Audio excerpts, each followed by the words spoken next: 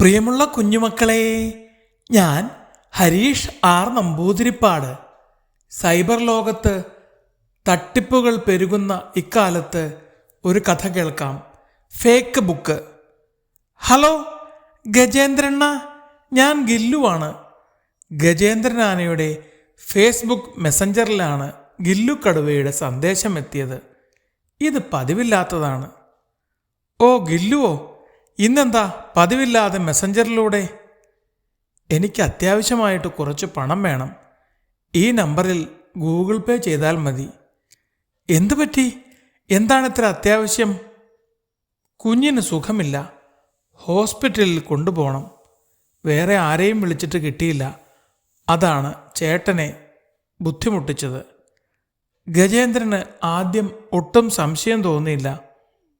എങ്കിലും പണം ഗൂഗിൾ പേ ചെയ്യും മുമ്പ് ആ നമ്പറിൽ ഒന്ന് വിളിച്ചു നോക്കി. നമ്പർ നിലവിലില്ല എന്നാണ് മറുപടി നൽകിയത്. ആനച്ചേട്ടൻ ഗില്ലുവിൻ്റെ പഴയ നമ്പറിൽ വിളിച്ചു. ഏയ് ഗില്ലു, പണം ഞാൻ നേരിട്ട് കൊണ്ടുവന്ന് തരാം. എവിടെയാണ് വരേണ്ടത്? പണമോ? എന്തിനാണ് പണം? ചേട്ടനോട് ഞാൻ കാശ് ചോദിച്ചില്ലല്ലോ.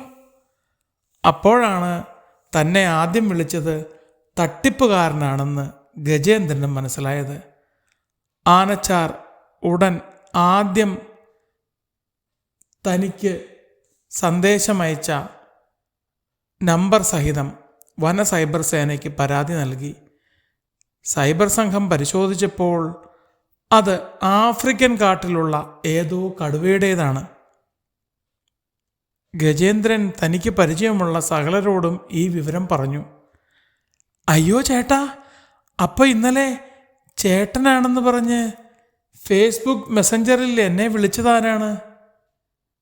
ജിക്കി കാട്ടരുമ ആനച്ചേട്ടനോട് ചോദിച്ചു. ഞാനോ? ഞാൻ ആരെയും വിളിച്ചില്ല. അയ്യോ, അപ്പം അത്യാവശ്യമാണെന്ന് പറഞ്ഞ് എനിക്ക് മെസ്സഞ്ചറിൽ സന്ദേശം അയച്ചത്? ഞാൻ ഇന്നലെ പൈസ ഇട്ടത് ചേട്ടൻ്റെ നമ്പറിലേക്കല്ലേ? ജിക്കി നിലവിളിയോടെ പറഞ്ഞു. അപ്പോൾ അവിടെ എത്തിയ കരടി പോലീസ് എല്ലാവരോടുമായി പറഞ്ഞു, ഇപ്പോൾ പുതിയ സൈബർ തട്ടിപ്പ് വീരന്മാർ ഇറങ്ങിയിട്ടുണ്ട്.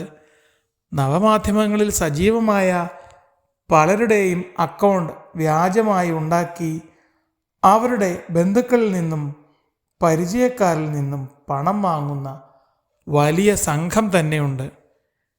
ഫേസ്ബുക്കിലൂടെ ഫേക്ക് ചെയ്യുന്ന കാലമാണല്ലോ.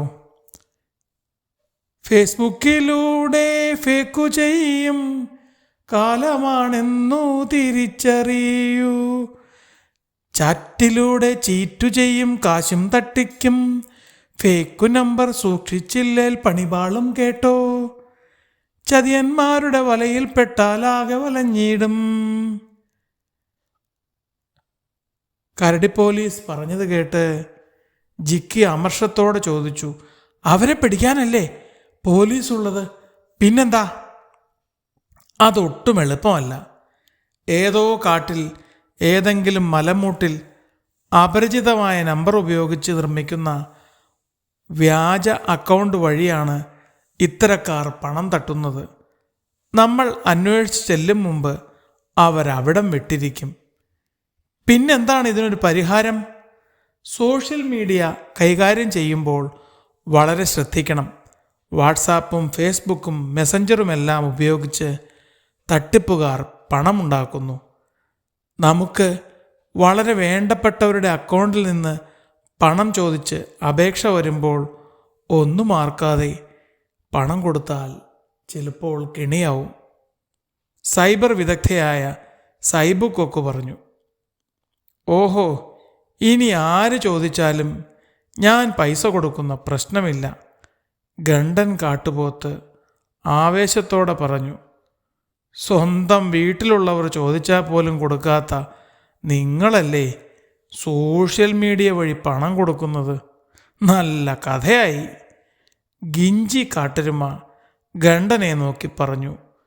അതുകേട്ട് ജിക്കി പോലും പൊട്ടിച്ചിരിച്ചു.